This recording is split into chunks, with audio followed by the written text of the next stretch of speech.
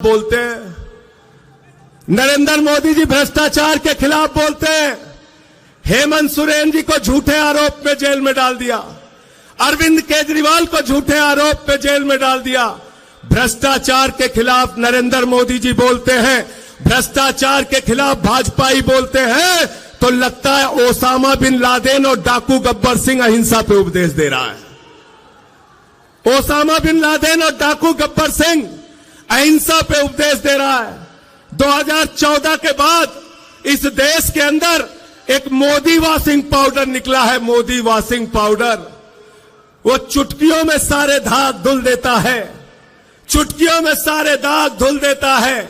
उस Modi washing powder ने कहा, अजीत पवार के ऊपर 70,000 करोड़ का घोटाला लगाया, आरोप लगाया, खुद प्रधानमंत्री ने लगाया, बीजेपी के साथ शामिल कर लिया। छगन भुजबल पर भ्रष्टाचार का आरोप लगाया, बीजेपी के साथ शामिल कर लिया। हसन मुशर्रफ पर भ्रष्टाचार का आरोप लगाया, बीजेपी के साथ शामिल कर लिया।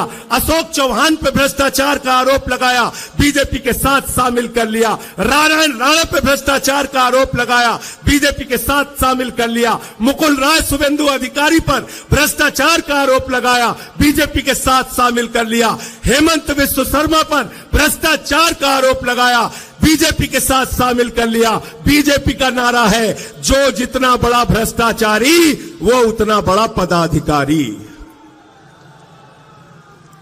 गलत तो नहीं कह रहा हूं, गलत तो नहीं कह रहा हूं। जितने भ्रष्टाचारी हैं कहां हैं आज?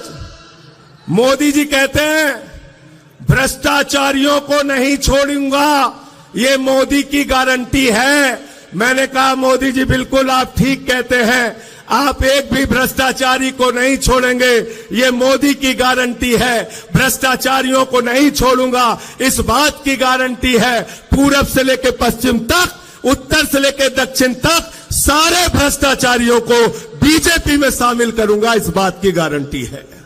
मोदी जी झूठ बोलने की फैक्ट्री है। मैं कहना चाहता हूं, अगर मोदी जी की गारंटी है तो एक ही गारंटी है, झूठ बोलने की गारंटी, और उनकी पार्टी का नाम है भारतीय झूठा पार्टी।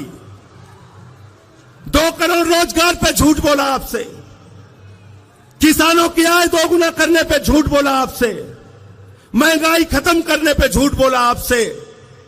आपकी जिंदगी में बदलाव लाने का वादा किया था। कहते थे भाइयों और बहनों, घर से निकलना तो गैस का सिलेंडर देखकर निकलना।